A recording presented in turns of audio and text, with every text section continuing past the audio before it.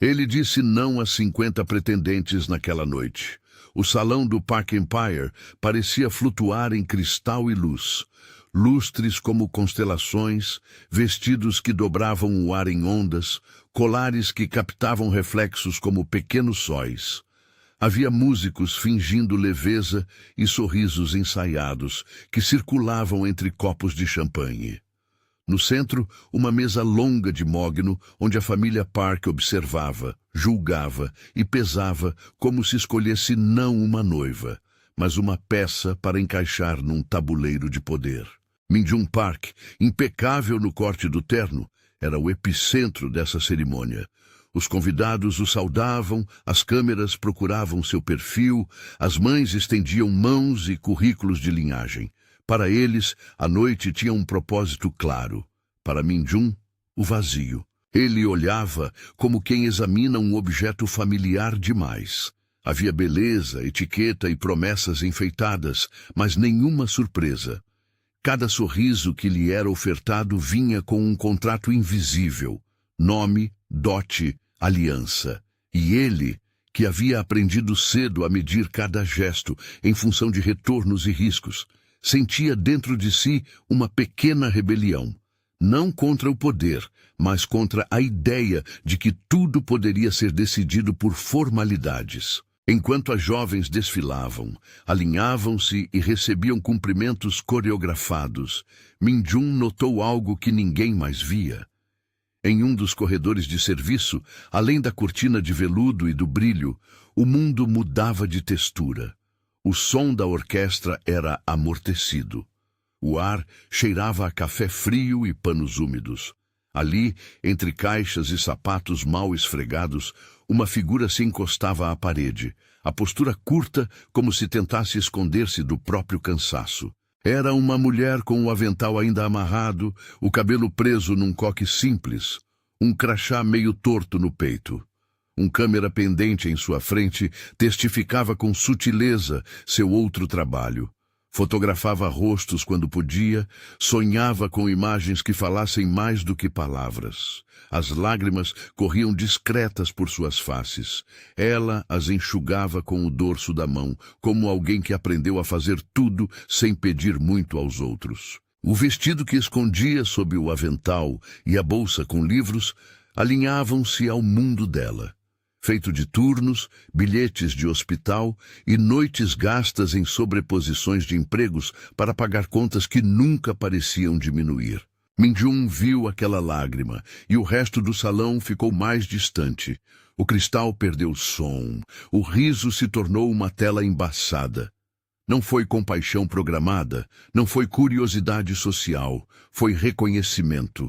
Uma sensação afiada, como se aquela lágrima contivesse uma verdade que ninguém na festa ousava admitir. Ele se perguntou, pela primeira vez em muito tempo, o que era ser visto sem contrato. Ela levantou a cabeça ao sentir a presença e ele, inesperadamente, sorriu. Não o sorriso estudado para as câmeras, mas algo menor, quase íntimo, que disse: "Estou aqui e te vi." Ela recuou meio passo, surpresa, e por um instante seus olhos se encontraram. Ele, com a segurança de quem carrega um império de sobra nos ombros. Ela, com a resistência de quem sustenta um mundo inteiro com as próprias mãos. "Você trabalha aqui?" perguntou Min Jun, a voz rouca de quem não falou seriamente havia tempos. "Sir, eu..." Ela hesitou com naturalidade rude. Havia dignidade ali que não pedia permissão.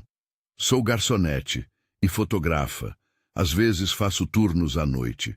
O título que o definia naquela família, chefe da máfia coreana, não foi mencionado. Ele sabia que naquela luz, rotular-se com o peso de sua herança poderia esmagar qualquer frágil pontinho de verdade. Então ele apenas disse: "Eu gosto de fotografias." Ela sorriu com ironia leve, quase um sorriso de sobrevivente. "A maioria gosta de fotografias. Até gostar é fácil no salão principal."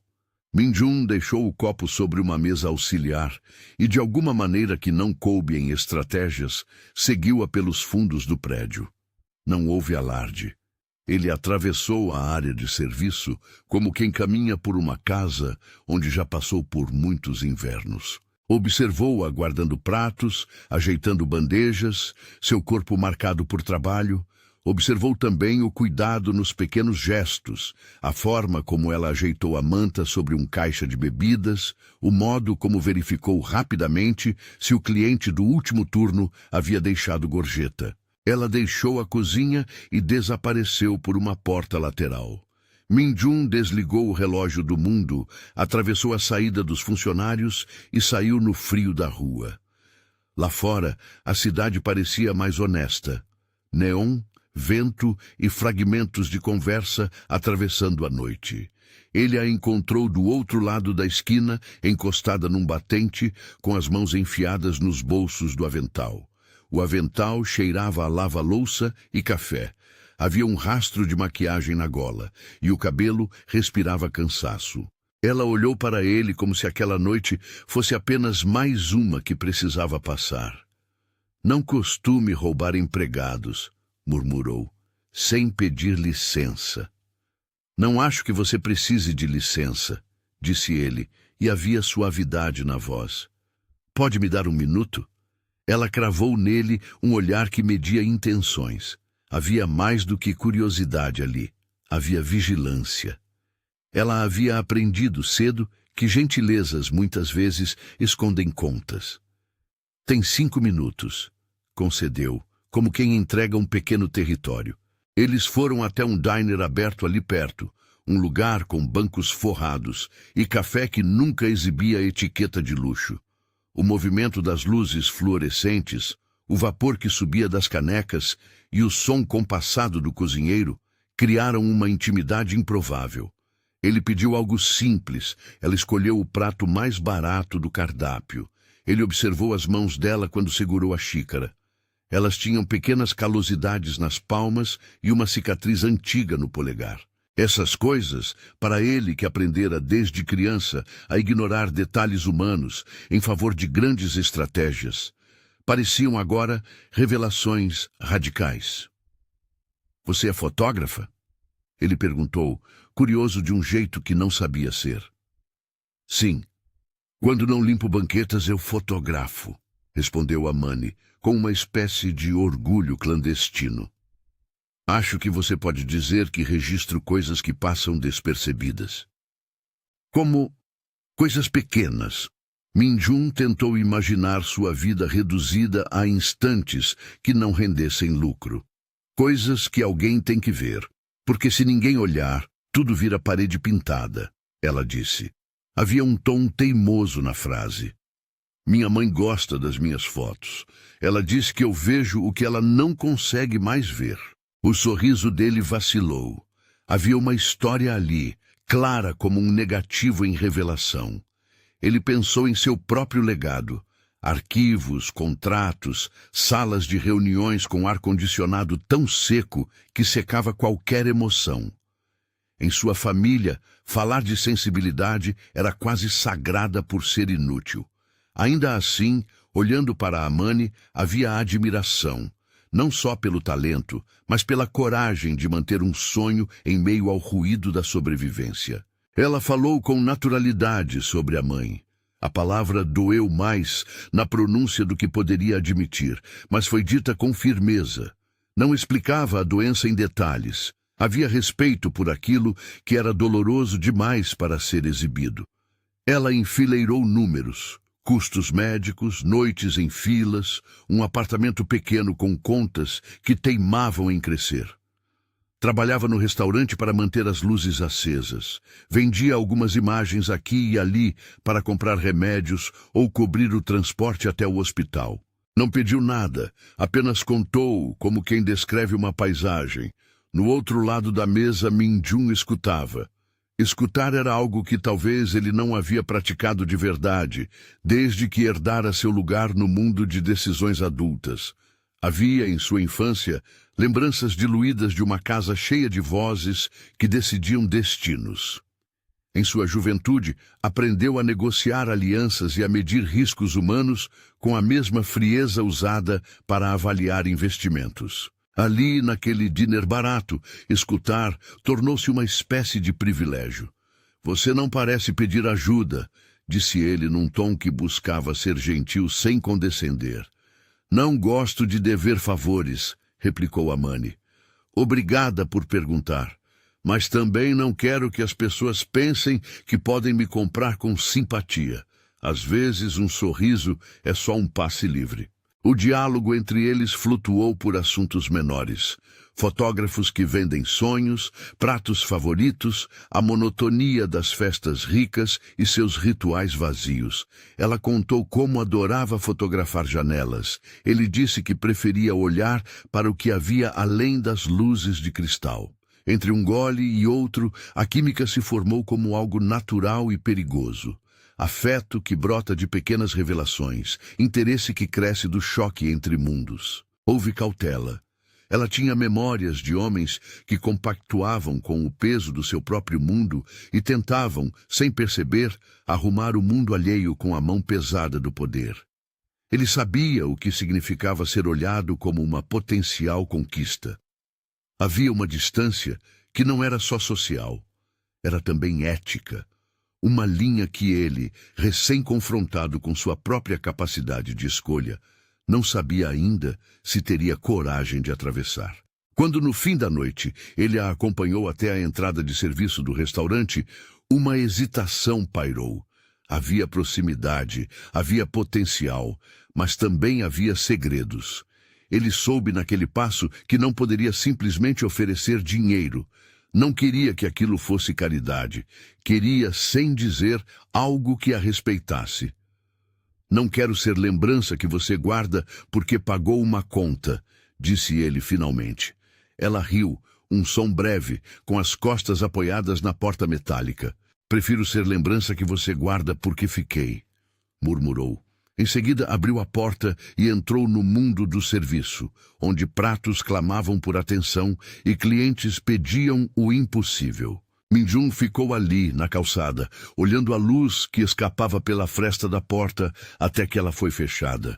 Sentiu algo como uma decisão germinando, não a impulsividade de quem compra o mundo, mas a determinação de um homem que pela primeira vez cogitava mudar a prioridade de seu império para algo que não fosse apenas expansão.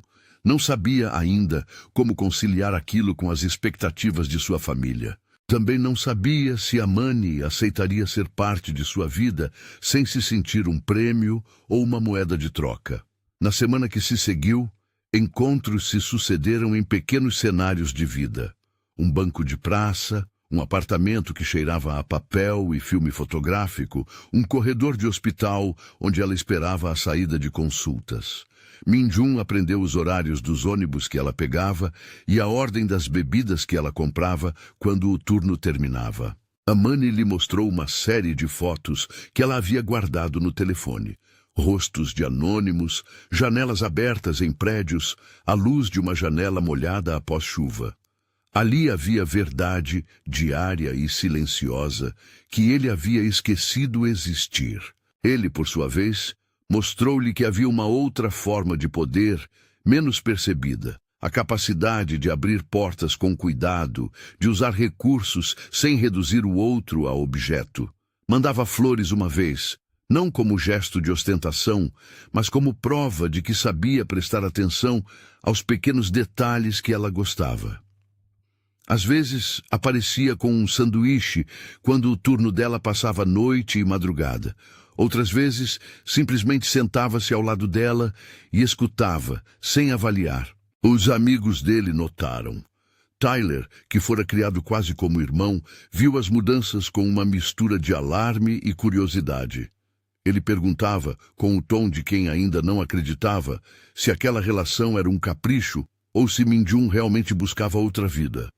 Minjun respondia com evasivas, preferindo guardar para si a confusão que se formava entre seu desejo e o peso do legado. A família, silenciosa como sempre, continuava a operar suas dinâmicas. Convites, eventos, reuniões onde alianças eram sussurradas. Havia em casa a figura da matriarca, Sra. Park, cujo poder residia na capacidade de tornar expectativas verniz que cobria o que ela considerava imperfeito. Ela organizara o baile, supervisionara a lista das 50 e jamais se permitira falhar em alinhar um casamento que mantivesse o nome e a influência. Para ela, o amor era uma variância aceitável, apenas quando calculado dentro de matrizes que não abalassem o status. Min-jun sabia do olhar dela antes mesmo de entrar no salão. Sabia também de sua paciência de predadora, paciente e implacável na manutenção da ordem. Em meio às refeições, fotografias e conversas, havia pequenos sinais de conflito que se insinuavam. Amani, cautelosa por natureza, recuava quando ele falava de mudanças sistêmicas, temendo rótulos de caridade. Pelo lado dele, havia decisões que precisavam ser tomadas, reuniões que deveriam continuar, aliados que esperavam lealdade e um legado que já o esperava com guilhotina afiada de tradição. O simples fato de estar com Amani já gerava reações no círculo dele. Sussurros, olhares desconfortáveis, convites para jantares onde ele deveria apresentar uma escolha. A relação foi se assentando em protocolos próprios, honestidade radical nas pequenas coisas, reserva nas grandes. Eles trocavam confidências que nunca subiram ao salão, partilhavam olhares que eram como ancoradouros. Havia um ritual curioso. Ele levava um livrinho de papel com anotações sobre arte. Ela trazia rolos de filme e cartões de memória. Às vezes, quando ele a levava para ver os lugares onde a família discutia negócios, por garantia de que manteria distância do lado mais sombrio, ela sentia a tensão como sombra tentando esticar-se sobre imagens que lhes eram caras. Uma noite, durante um passeio pelo parque, sob a claridade amarelada dos postes, Amani falou de seu sonho com sinceridade sem verniz. "Eu quero uma galeria", disse ela.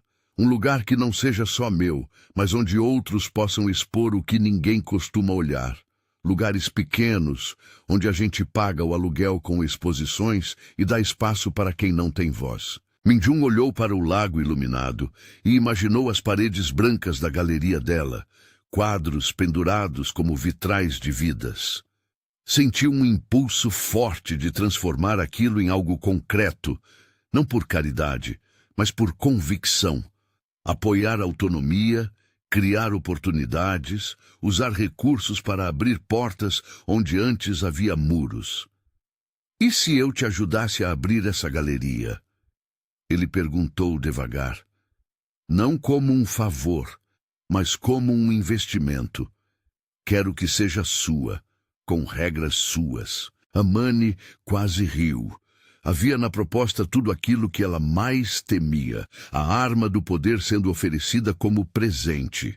Era um risco. Aceitar poderia significar perder a autonomia e se tornar um símbolo. Recusar poderia significar continuar sobrevivendo no limite.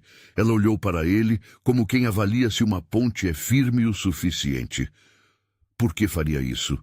Foi a pergunta mais honesta possível. Ele contou, sem a frieza dos números que marcavam sua juventude, mas com uma sinceridade que parecia nova em seus próprios dentes. Porque estar com ela o fazia perceber que seu legado podia significar algo além de expansão.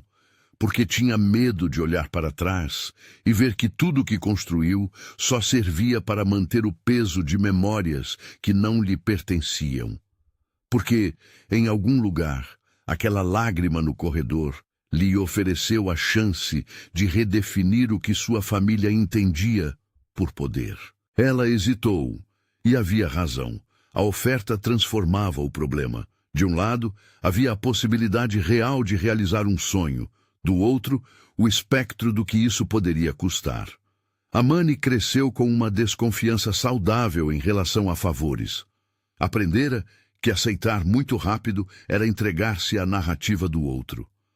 Ainda assim, havia também promessa, um lugar para expor, uma trégua para sonhar, a chance de que sua fotografia encontrasse suporte para tocar outras vidas. Minjun sabia, no entanto, que qualquer passo que desse estaria vigiado.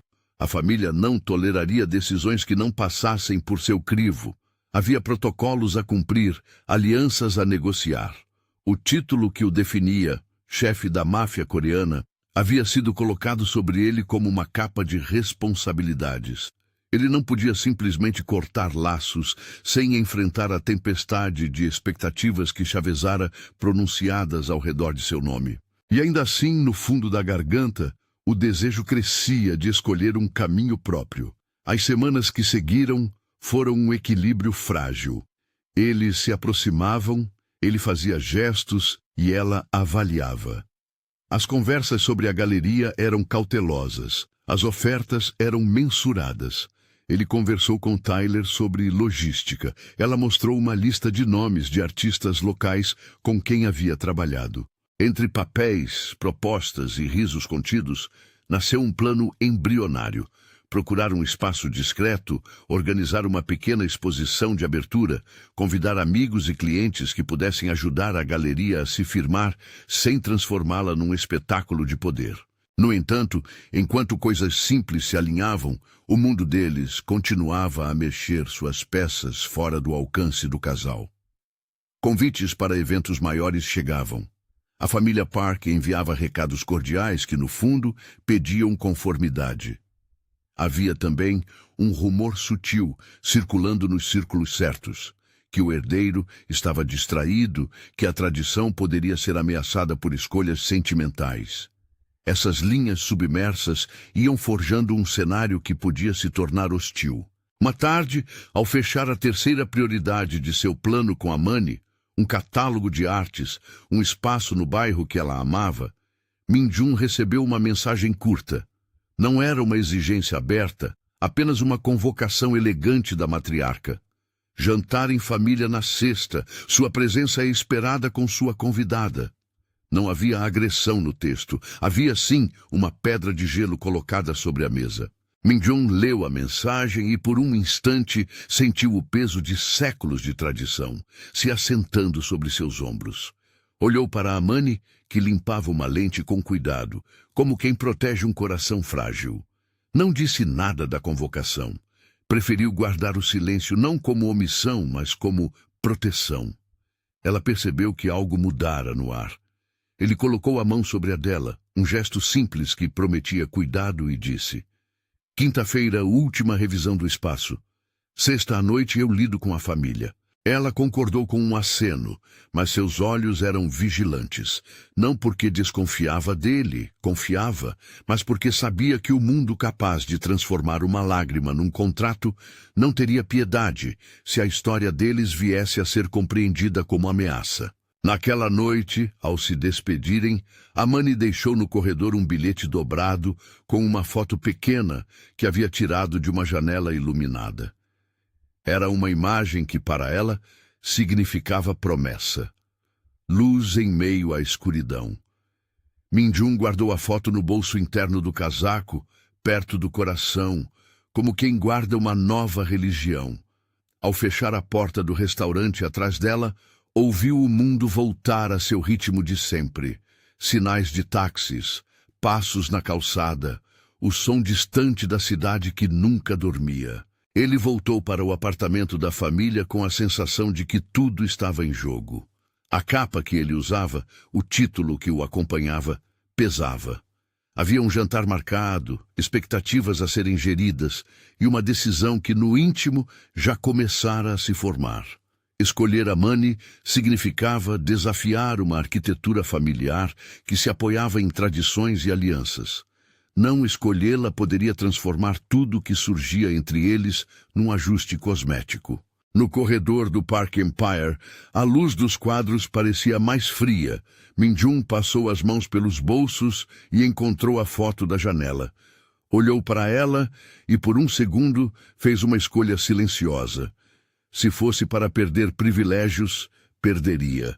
Se fosse para sacrificar status, o faria para ganhar algo que até então não tivera, ser visto por inteiro, não apenas como herdeiro de um nome. Mas não havia ainda resposta definitiva.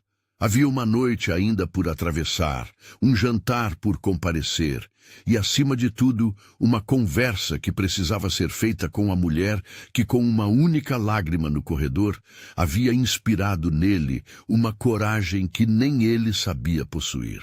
Se esta história está chegando até você com aquela pontada que faz o peito apertar, curta e inscreva-se. Há muito mais por vir. O jantar na Casa Park foi servido com a precisão de quem monta um tabuleiro.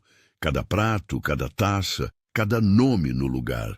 A mesa longa refletia a luz como uma maré controlada, e a matriarca presidia aquela coreografia com o sorriso de quem administra destinos.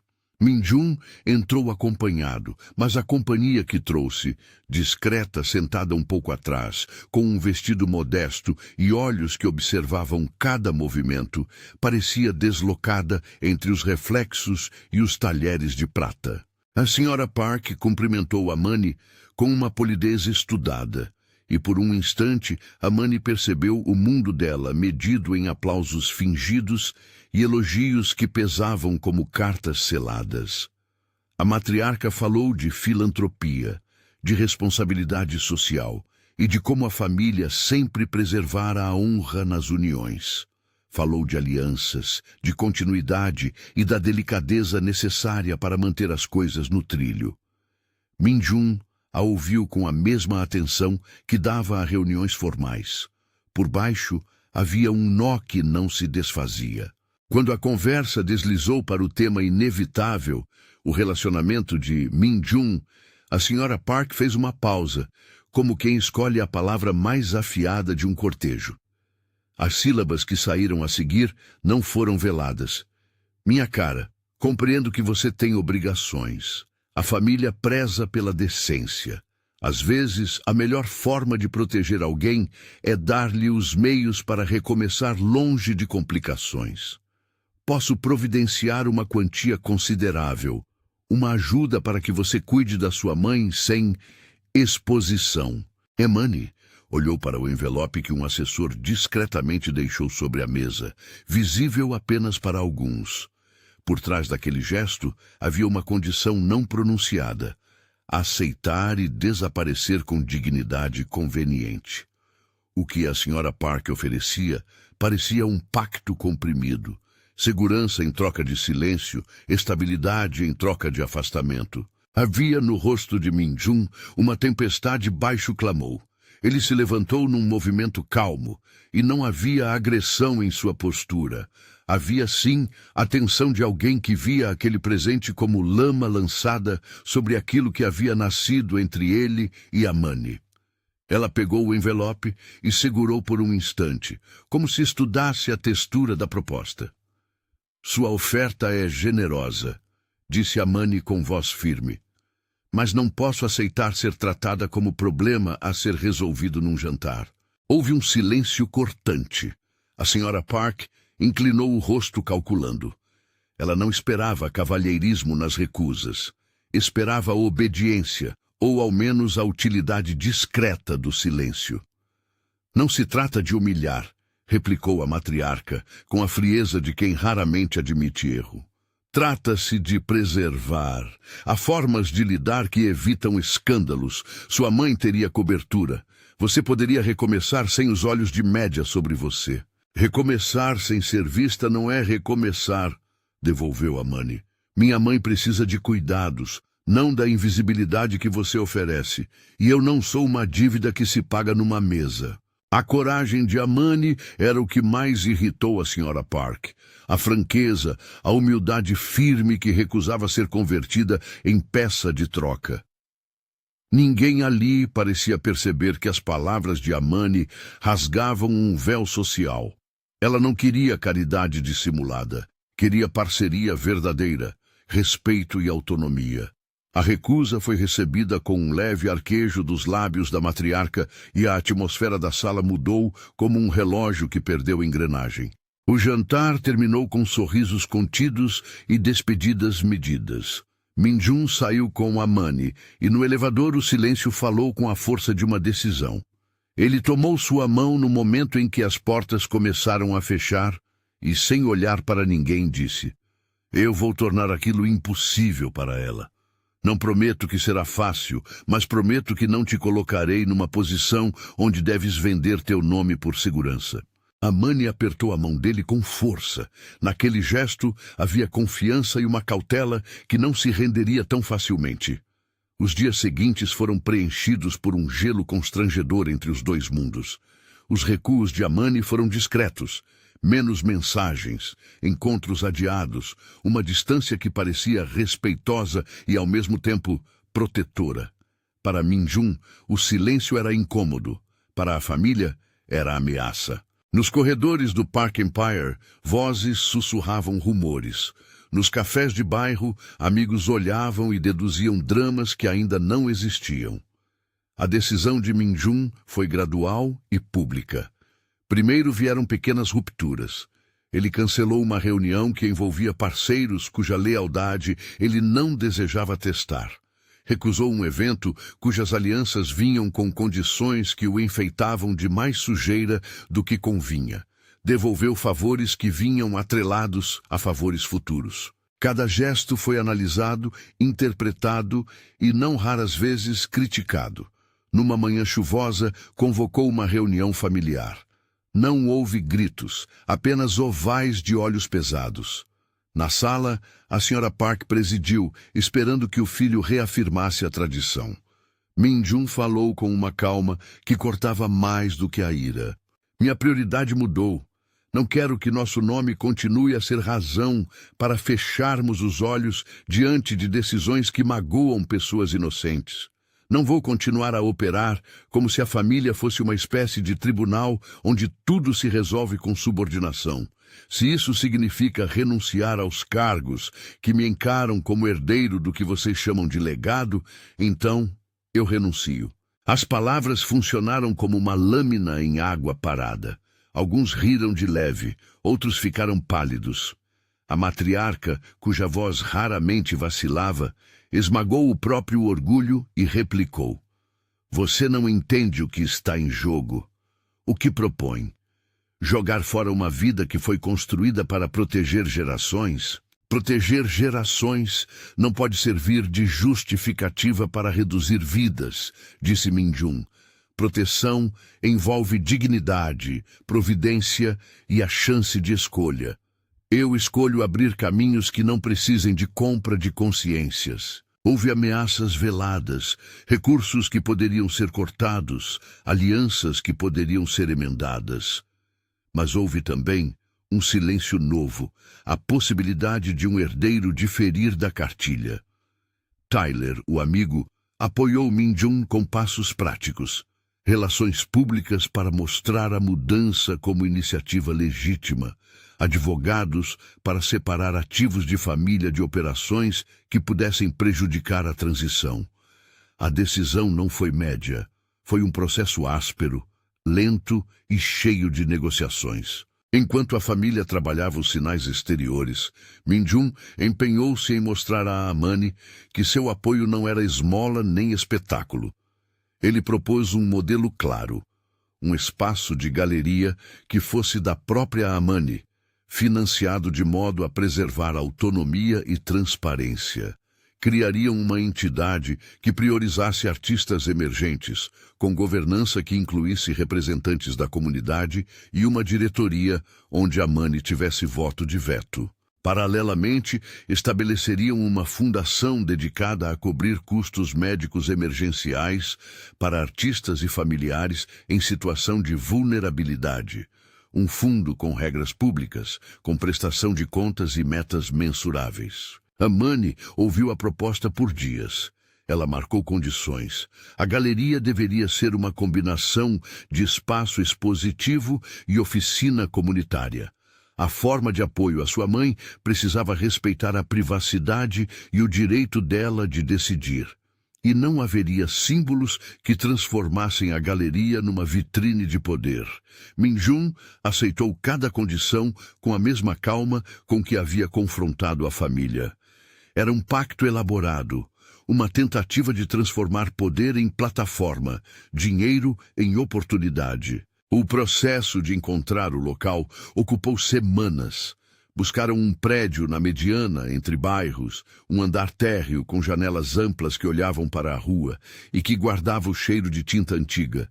O espaço precisava pulsar com a cidade, não com o brilho do poder. Trabalharam juntos no projeto. Paredes que valorizavam luz, um sistema de exibição que permitia a acessibilidade, uma pequena sala para encontros comunitários onde fotógrafos e artistas trocariam experiências. Amani escolheu o nome da galeria, Janela, e explicou que não queria um nome que soasse grandioso, mas que lembrasse quem ela era. Alguém que convida a olhar além, de dentro de casa. Enquanto isso, a Fundação assumiu as primeiras ações formais, comitês, estatutos e parceiros locais. Nada foi feito às escondidas. Ao publicar a missão e as regras, Min-jun procurou segurança jurídica e envolvimento de terceiros independentes, contrabalançando o receio que muitos tinham de abraçar o projeto por medo de vinculação. O movimento ganhou atenção, e logo rostos conhecidos da cena cultural começaram a oferecer apoio técnico, mentoria e até voluntariado.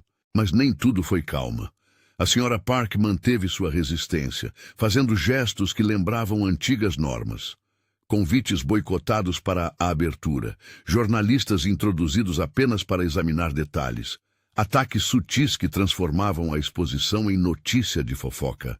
Amani percebeu com dor que seu sonho se tornara objeto de disputa.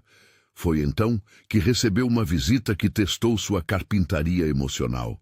Chegou ao apartamento um dos mensageiros da família Park, com a elegância dos que carregam ordens importantes. Ele trouxe um envelope, não com dinheiro, mas com um convite. A Sra. Park marcara uma conversa. Amani soube, no fundo do estômago, que ali havia um teste. Agradeceu com educação e foi àquela sala onde a matriarca a esperava com a compostura de quem encara a rainha. "Me ama, preciso que entenda", começou a Sra. Park com a voz cuidadosamente mansa. "Não tenho nada contra sua pessoa. O que proponho é praticidade. Você poderia aceitar nossa ajuda e, em troca, manter distância. Seria mais seguro para sua mãe, para sua galeria e, sim, para seu próprio bem-estar." Amani olhou para a Ofera com olhos firmes. Ela sabia ler o que havia por trás, o desejo de controlar o que não se enquadra no molde. Respondeu com a clareza que aprendeu a exercer para sobreviver.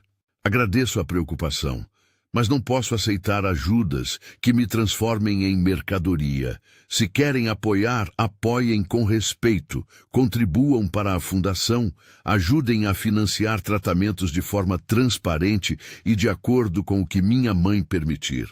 Não quero que me deem um envelope para me calar. Quero parcerias que me deem voz." A Sra. Park fechou os lábios. Não esperava resistência que não se curvasse. Concluiu a conversa com uma promessa vaga e mediu as palavras para não quebrar o verniz social. Quando Amani saiu da sala, sentiu que esperavam que ela cedesse. Não cedeu. O momento de maior tensão aconteceu alguns dias antes da abertura da galeria, quando Amani se viu no centro de uma tempestade de observadores. Uma reportagem tentou transformar sua história em um espelho deformado. A garçonete que abalou o herdeiro. A manchete era cruel, o subtítulo invasivo. Min-jun reagiu publicamente com uma nota que explicava o propósito do projeto. A nota foi seguida de entrevistas com artistas independentes que afirmavam seu apoio. Tyler coordenou uma série de conversas com líderes comunitários para reforçar que o projeto não era ato isolado de caridade, mas um investimento social. Na inauguração da Janela, a fila ia até a esquina. Havia rostos conhecidos do circuito cultural, moradores do bairro e, curiosamente, alguns colegas de trabalho de Amani que vinham para vê-la não como lenda, mas como amiga. O espaço exibia séries de fotografias que falavam de janelas, de varandas, de luzes que insistiam em atravessar noites. Cada quadro parecia guardar histórias que respiravam fora do espaço íntimo de suas molduras. Quando as luzes da sala principal se ajustaram e a noite pediu silêncio, Min-jun tomou a palavra. Não foi uma fala longa, mas foi necessária. Ele falou da ideia de poder como responsabilidade. Falou sobre possibilidade. Falou sem citar nomes. Sobre a dignidade que cada pessoa merece. Não houve autopromoção, apenas um convite. Este espaço é dela, disse, apontando para Amani. É para quem tem voz pequena e coragem grande. E se aceitarem, queremos que ele seja sua casa. Eu desejo transformar aquilo que me coube por nascimento em algo que sirva a muitos. Amani ouviu tudo. Em seu peito havia uma mistura de alívio e medo. Ela subiu ao palco com a naturalidade de quem nunca se vestiu de estar. Falou da mãe, das noites de espera, das pessoas que lhe deram coragem e dedicou a abertura aos artistas que acreditavam sem garantias. A galeria sorriu com aplausos autênticos. Muitos olhos se molharam discretamente. Entre os convidados, a Sra. Park observava com uma máscara que não chegava a esconder a inquietude. Ao final da cerimônia, quando os convidados circulavam entre as obras, uma das séries de Amani chamou atenção. Fotos de janelas que captavam frágeis bordas de vida.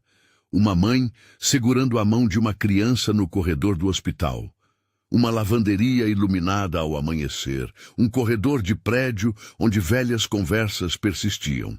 Cada imagem parecia um pedido para ser vista. No meio daquele murmúrio, Min-jun se aproximou. Com movimento calculado, pediu a atenção de quem ali estava.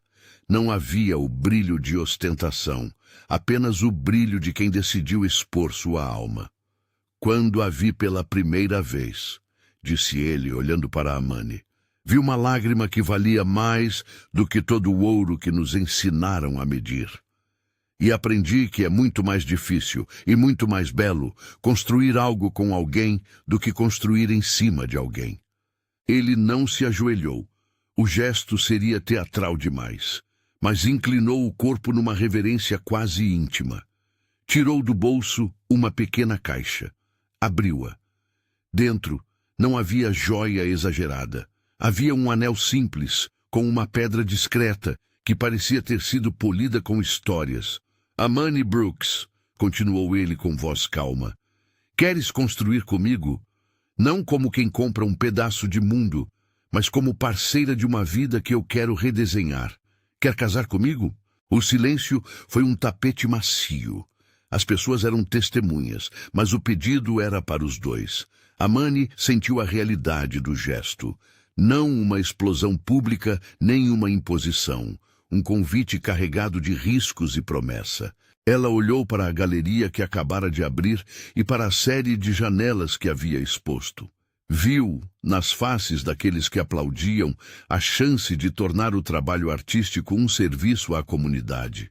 Viu em Min-jun a disposição de mudar e no gesto a prova de que ele não oferecia apenas recursos, mas escolha.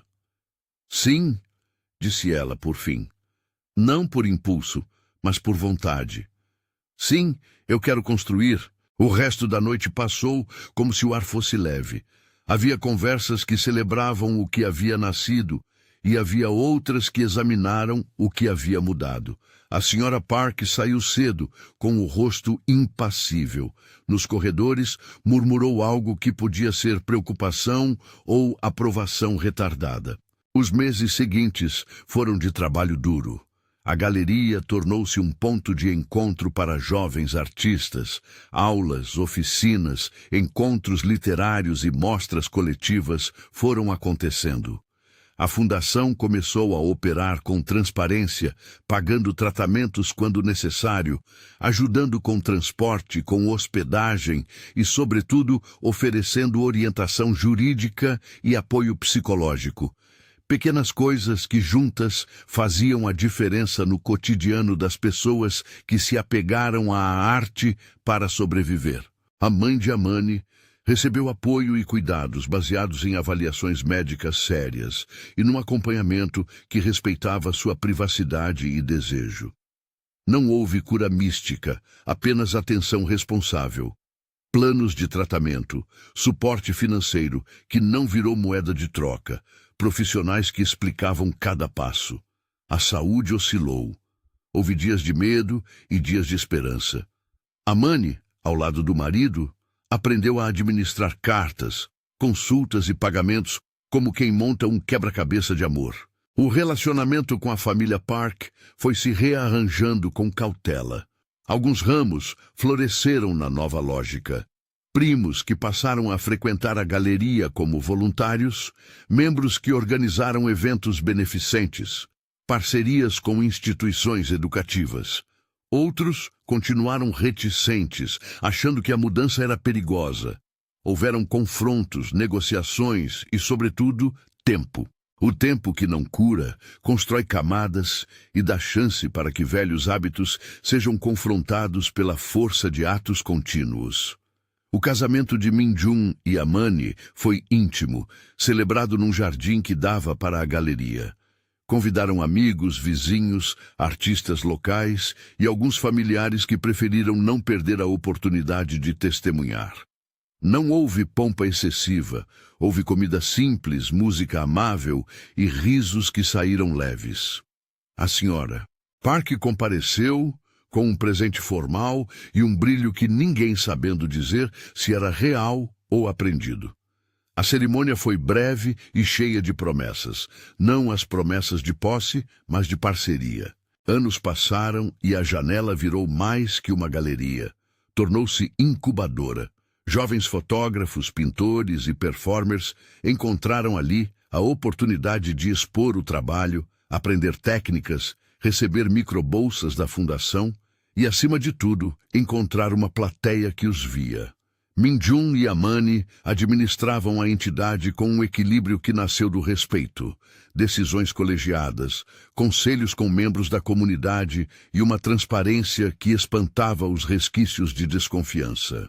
A família Park aprendeu, à sua maneira, a conviver com essa nova face do poder. Não se apagou por completo a tensão entre tradição e mudança. Havia discussões e despedidas, sim, mas foram também feitas reparações, doações para causas sociais, abertura de espaços de diálogo e até participação em alguns projetos da galeria.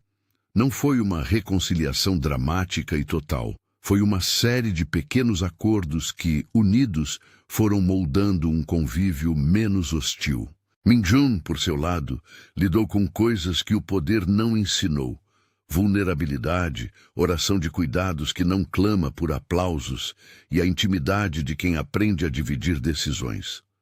Às vezes, em noites frias, caminhava até o antigo corredor do Park Empire e lembrava da lágrima que havia visto naquela primeira noite. Sabia que a escolha havia sido custosa. Alianças perdidas, desconfortos e retaliações. Mas também sabia que havia ganhado algo que nenhum contrato poderia comprar. A sensação de que seu poder podia servir a algo maior. Amani continuou a fotografar. Seus trabalhos ganharam premiações locais e seus ensaios se tornaram referência para quem estudava a imagem como atitude de cuidado. Mantinha-se atenta à sua autonomia. Recusava parcerias que ameaçassem transformar sua linguagem em mercadoria. E, quando necessário, dizia não. A galeria também cresceu com sua voz firme. Certa tarde, anos depois, numa varanda onde o vento desenhava mapas de memórias, Minjun e Amani olharam uma para o outro sem a pressa de quem precisa provar algo.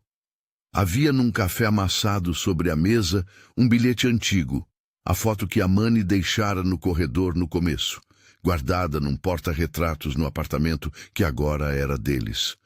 O anel no dedo dela era arranhado por histórias, e o riso que escapou foi leve.